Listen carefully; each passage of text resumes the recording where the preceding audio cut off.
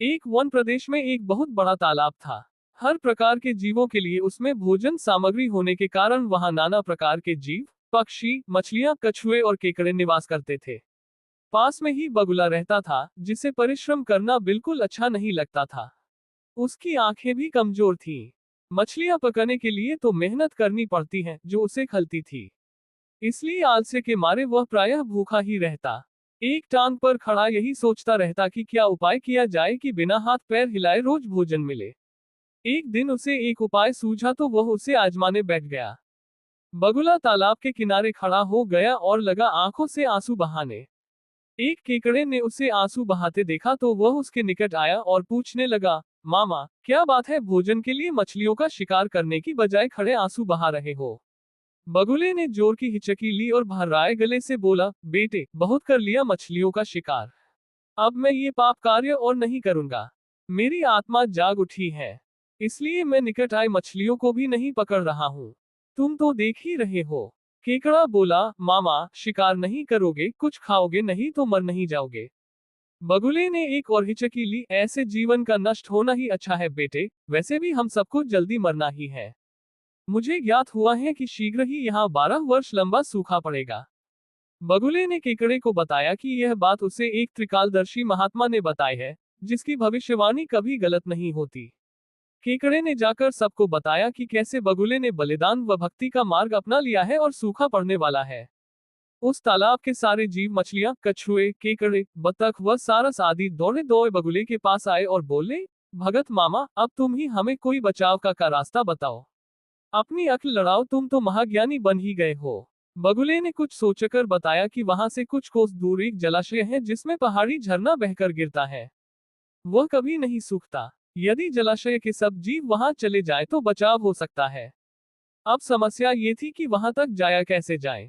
बगुले भगत ने ये समस्या भी सुलझा दी, मैं तुम्हें एक एक करके अपनी पीठ पर बिठाकर वहां तक पहुंचाऊंगा, क्योंकि अब मेरा सारा शेष जीवन दूसरों की सेवा करने में ही तो गुजरेगा। सभी जीवों ने गद गद होकर बगुला भगत जी की जय के नारे लगाए। अब बगुला भगत के पौ 12 हो गई। वह रोज एक जीव को अपनी पीठ पर बिठाकर ले जाता और कुछ दूर ले जाकर एक चट्टान के पास जाकर उसे उस पर पटक कर मार डालता और खा जाता। कभी मूड हुआ तो भगत जी 2 फेरे भी लगाते और 2 जीवों को चटकर जाते। तालाब में जानवरों की संख्या घटने लगी। चट्टान के पास मरे जीवों की हड्डियों का ढेर बढ़ने लगा और भगत जी की सेहत बनने लगी। खा खाकर वह खूब मोटे हो गए।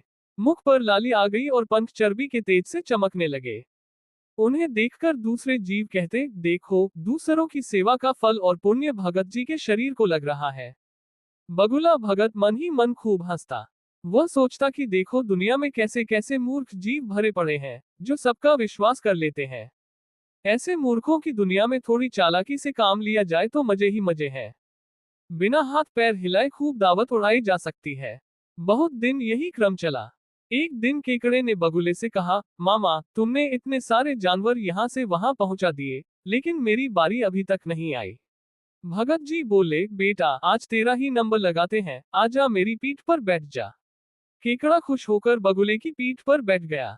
जब वह चट्टान के निकट पहुंचा तो वहां हड्डियों का पहाड़ देखकर केकड़े का माथा ठनका। वह हकलाया, ये हड्डियों का ढेर कैसा है? वह जलाशय कितनी दूर है मामा?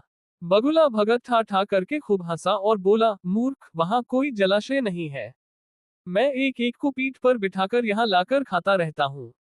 आज तू मरेगा। बगुला भगत ठा ठा करके खूब हंसा और बोला, मूर्ख, वहां कोई जलाशय नहीं है। मैं एक एक को पीठ पर बिठाकर यहाँ लाकर खाता रहता हूँ। आज तू मरेगा। केकड़ा सारी बात समझ गया। वह सिहर उठा, परंतु उसने हिम्मत न हारी और तुरंत अपने पंजों को आगे बढ़ाकर उनसे दुष्ट बगुले की गर्दन दबा दी और तब तक दबाए रखी, जब तक उसके प्राण पखेरु न उड़ गए। फिर केकड़ा बगुले भगत का कटा सिर लेकर तालाब पर लौटा और सारे जीवों को सच्चाई बता दी कि कैसे दुष्ट बगुला भगत उन्हें धोखा देता रहा। सीखा, किसी की भी बातों पर आंखें मूंद कर विश्वास नहीं करना चाहिए। मुसीबत में धीरज व बुद्धिमानी से कार्य करना चाहिए।